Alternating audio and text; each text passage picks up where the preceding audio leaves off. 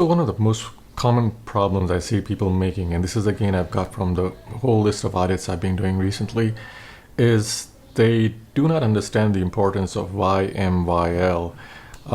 And one of the reasons is because Google is now very clear about it, but it's as important as EAT, EAT. So if you have a website and it's not ranking and you've tried everything, you probably need to take a second look at your websites, YMYL and EAT, EAT and YMYL. So make sure that you're taking a look at this. Now, what is YMYL? Now, most people already know what EAT is, but YMYL is something that Google has not explained. There's not much documentation about it, but in my experiences, it matters more than what people think. And in this video, I'm going to talk about it. So guys, if you like the video, like and subscribe. If this is your first time on my channel, please feel free to watch all of my videos. And if you like what you see, like and subscribe, because I have a lot more coming up. So what really is YMYL? In spite of the M in the acronym, YMYL sites are more than just about being there for money. So unlike an Amazon page that's maybe selling sneakers,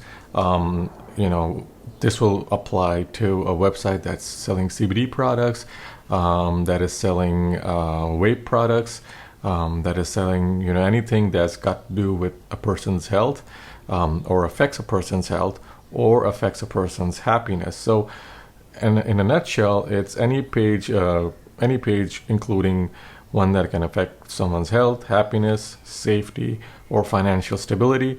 So it even applies to money sites, for instance, ones that offer financial advice, and for ones that offer advice like crypto and how to buy crypto or selling crypto or profitability from crypto. All of these websites are primarily affected.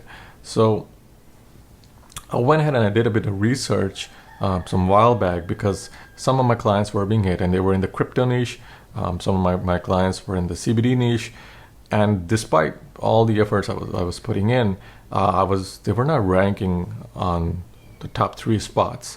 They came as close as maybe number 10 on the first page, but that's not good enough. If you're going to sell online, you have to be on the very top, and they couldn't run PPC as well for this very same reason. So I needed to do a bit of research. So I went ahead and I checked out Google, and I Googled a lot. And as it turns out, Google has very broad and open-ended, I would say, guidelines.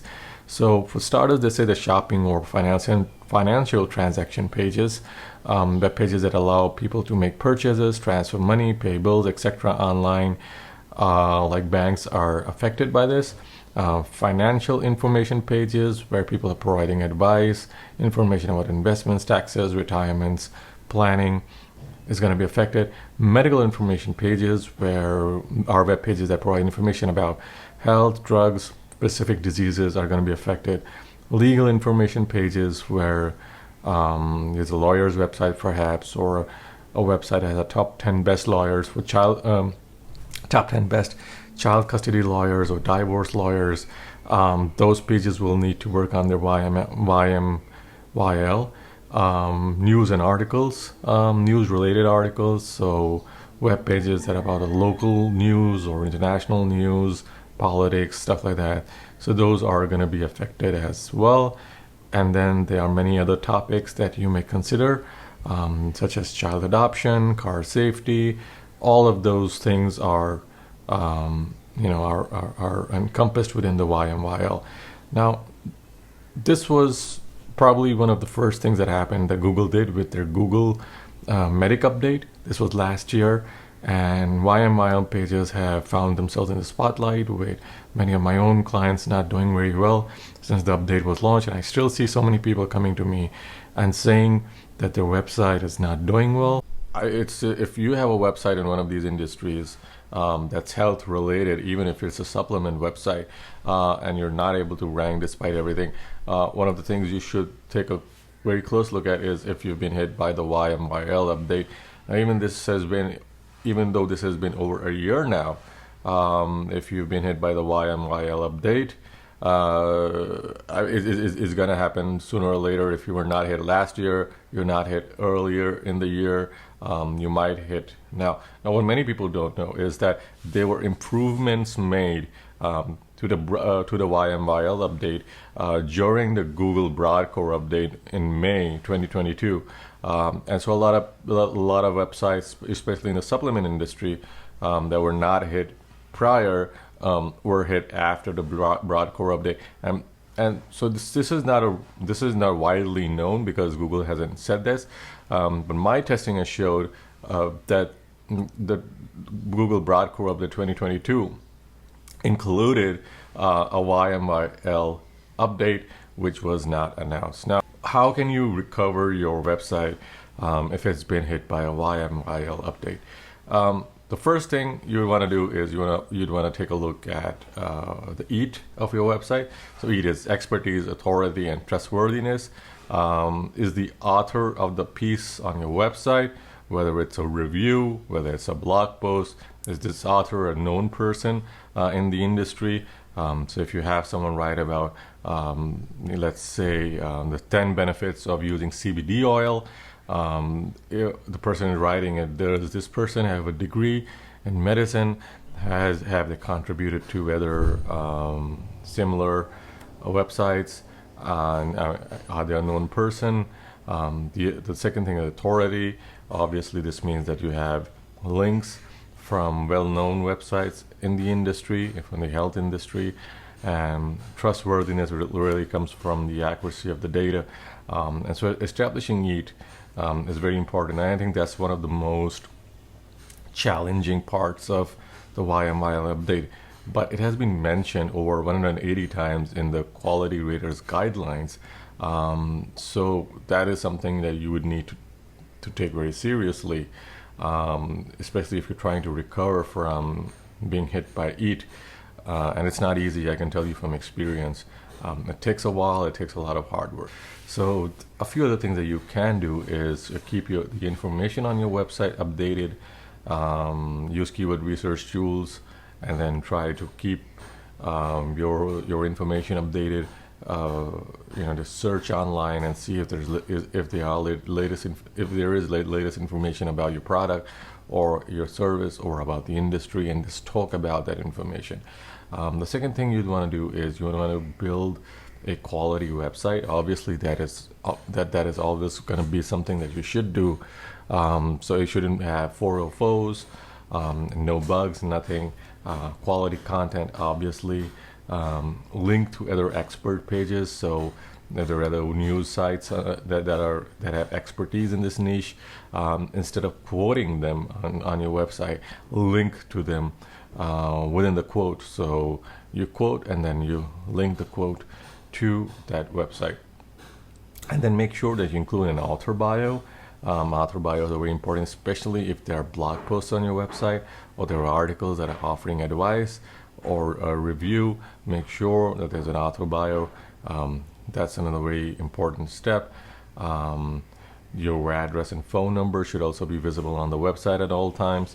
If you do want to give out your real address or your real phone number, you can always get a virtual phone number and you can always get a virtual address. But it's extremely important that you have one. If there are negative reviews about the product, make sure that those are addressed as well. You'd also want to have social proof, so people who have used the product or who have comments about it, or the stuff that are related to people who have used something that you're selling should be on the website. The same goes for if you're an affiliate as well. So this is not just for an e-commerce store or a blog, but also for affiliates. So avoid clickbait headlines, and this is something that's in the Google quality raters guidelines, and it says that you should see if the headline matches the content of an article. So that should be something you look at as well, and your website should not have distracting ads.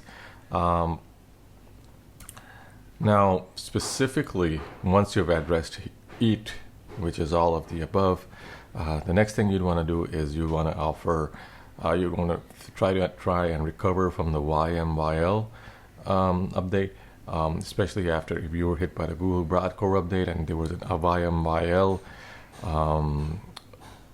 change to it. So here are a few things that you can do. So update your website again as frequently as possible. Make sure that it's browsable on desktops, laptops, phablets, whatever. The other thing you want to do is you want to make sure that the information is accurate as it can be. Do your research. Make sure all the figures, all the quotes are accurate. Read through your content and see if there's something that could be seen as deceptive. So avoid keyword stuffing, avoid irrelevant content, avoid content that is controversial. That's in a nutshell. You'd also want to structure your site properly. I talked about the reverse silo. You can use the reverse silo. It's highly effective. If you've been hit by EAT, but I understand that restructuring a large website is a huge undertaking. Just the planning phase itself, it can be a nightmare. So but it's if you've tried everything else, restructuring your website is something that you should consider. And lastly, your content should be authoritative. So make sure that you put in the effort and the content is as good as it can be.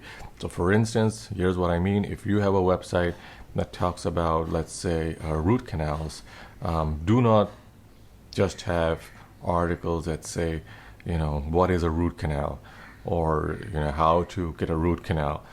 Instead, talk about the benefits of a root canal based on what doctors are saying. So you can interview doctors and you can put their faces to the interview, and then you can add that to your website, and that will help a great deal with your EAT. The same goes for any other product. Reach out to doctors if it's in the medical niche and get their comments, and ask them if you can put their faces to their comments on your website, and that helps a great deal with EAT.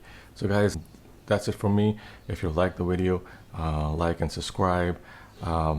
If you have a question about EAT, leave a comment below.